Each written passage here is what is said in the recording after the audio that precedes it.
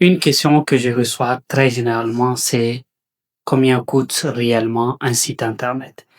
Et la réponse à cette question peut paraître un peu bizarre parce que il n'y a pas de réponse à cette question. Parce qu'aujourd'hui, si vous allez par exemple sur internet et que vous tapez sur Google combien coûte un site internet, même la réponse de l'IA va vous étonner. Et quand vous allez sur YouTube, vous allez voir des dizaines et des milliers de vidéos sur ce sujet qui vont vous donner en fait des tarifs assez différents. Alors, souvent, il faut pas voir dans l'angle de combien coûte un site internet, c'est combien j'ai aujourd'hui et combien de temps j'ai pour avoir un site internet.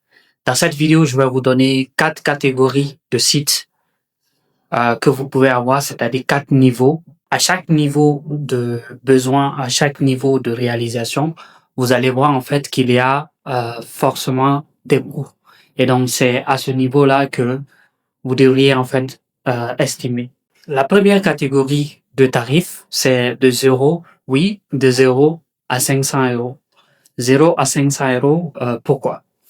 Parce que déjà à 0, vous pouvez, vous devez aujourd'hui aller sur Google, créer un site gratuitement et vous allez voir en fait des plateformes qui vont vous donner la possibilité d'avoir votre site. C'est pas parce que ces plateformes ne sont pas bonnes, pardon, mais elles sont liées en fait à des business models de freemium par exemple. Et là, je vais prendre l'exemple de WordPress.com qui est un outil de la société automatique du WordPress en fait que tout le monde a l'habitude d'utiliser, qu'on appelle WordPress.org. Donc la différence entre les deux, je ne vais pas entrer dans les détails dans cette vidéo, mais si vous voulez en savoir, n'hésitez pas à laisser un commentaire.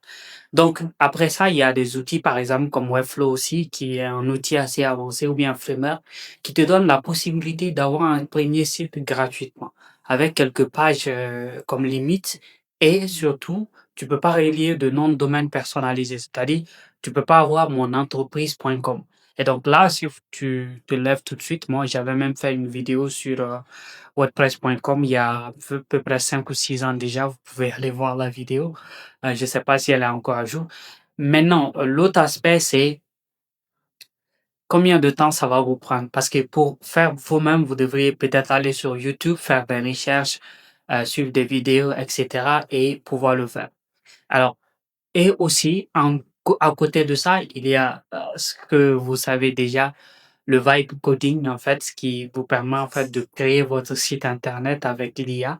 Et là aussi, c'est la même chose. Si vous ne savez pas comment ça fonctionne, ça va vous prendre énormément de temps avant d'avoir ce résultat-là. Et après, c'est vrai que ce site, vous allez devoir payer un peu pour pouvoir l'héberger. Et surtout pour la maintenance, ça va être compliqué. Si vous voulez pouvoir gérer votre site comme vous voulez à un certain niveau, ça risque d'être un peu compliqué. Attendez, j'ajuste un peu ma lumière. Après ça, il y a en fait une deuxième catégorie. Donc ça, c'est quand vous voulez travailler avec des débutants, c'est-à-dire des gens qui viennent juste en fait de se former sur un outil et qui donnent en fait des prestations. Moi, je suis passé par là et à ce niveau, par exemple, vous pouvez avoir en fait des gens qui vont vous facturer entre 300 et 900 euros environ. Donc, j'ai dit environ parce que ça dépend vraiment de la personne que vous allez trouver. C'est peut-être un cousin ou une connaissance. Donc, à ce niveau, vous pouvez avoir tout type de prix. Mais très généralement, ces personnes-là, la majeure partie, ce sont des gens qui vont utiliser des templates. Quand je vous dis, je sais de quoi je parle parce que je suis passé par là. Les templates, c'est quoi? C'est que vous allez, en fait, la personne va choisir, en fait, une technologie à la mode. Ça peut être WordPress, Webflow, Framer, etc. Et va en fait concevoir votre site dessus, c'est-à-dire acheter un template dans le budget que vous allez lui donner, configurer le template, changer en fait les couleurs, les logos, les textes qui sont en français, pardon, en anglais pour les mettre en français, etc. Et sur WordPress, en fait, ça c'est une technique qui est assez viable. Il y a de jolis templates aujourd'hui, surtout avec les éditeurs de pages comme Elementor.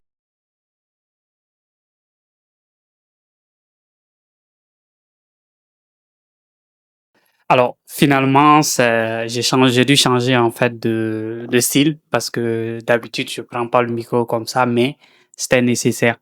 Alors, on va essayer de continuer avec la vidéo. Je suis vraiment désolé. Donc, ce que je disais, c'est qu'il y a dans cette catégorie-là, avec les page builders comme Elementor et Drop Builder, il y en a plusieurs. Il y a des dizaines, voire des vingtaines de builders sur WordPress. Mais il y a certains qui sont forcément liés, en fait, à des thèmes et des thèmes qui sont liés à des outils.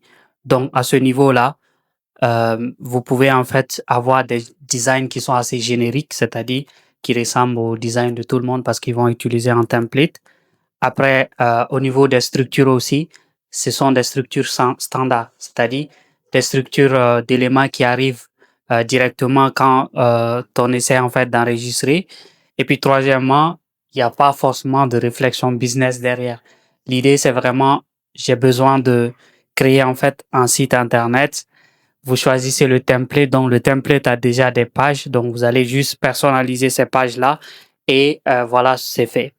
Maintenant, en résumé, ce que vous devriez retenir, c'est que c'est un truc qui est vraiment rapide à produire parce que en moins de 2 semaines, excusez-moi, j'ai aussi une autre interruption.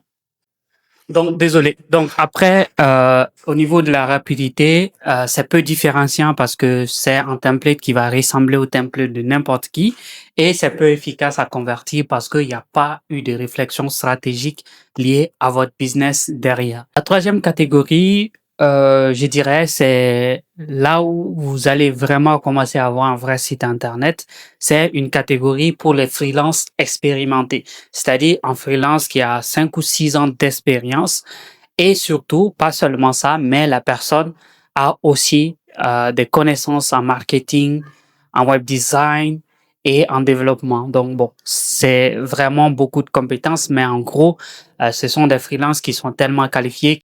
Donc très généralement, quand vous travaillez avec ce type de profil, c'est d'ailleurs mon profil, hein, c'est voilà, je vais me faire une petite pub ici dans cette vidéo. Donc, si jamais votre budget est à ce niveau et que vous pensez que vous avez vraiment besoin d'un site internet, n'hésitez pas à cliquer sur le premier lien dans la description pour prendre un rendez-vous avec moi et on va essayer d'échanger.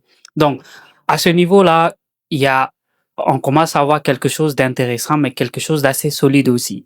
Déjà, la première des choses, c'est la phase stratégique, c'est-à-dire que avant même de commencer à choisir la technologie, avant de commencer à penser voilà, aux couleurs, etc., on va d'abord penser à la partie stratégique. Déjà, la réflexion stratégique, c'est qui est notre utilisateur, c'est-à-dire qui est le persona qui va aller sur le site. Après, il y a la partie structure. Comment est-ce que le site va être structuré d'un point A à un point B, ainsi de suite. Donc là, c'est ce qu'on va appeler très généralement la sitemap.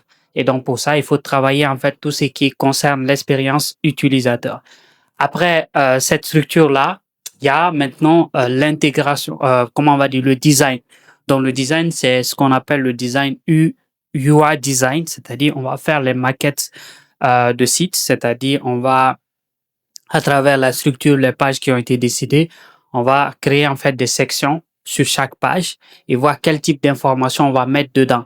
Et donc, très généralement, c'est quelque chose qui peut prendre un peu plus de temps parce que la maquette pour des sites complets, ça peut aller à une semaine ou voire plus. Ça dépend vraiment de, comment on va dire, de ce que la personne va offrir et puis aussi de la taille du site.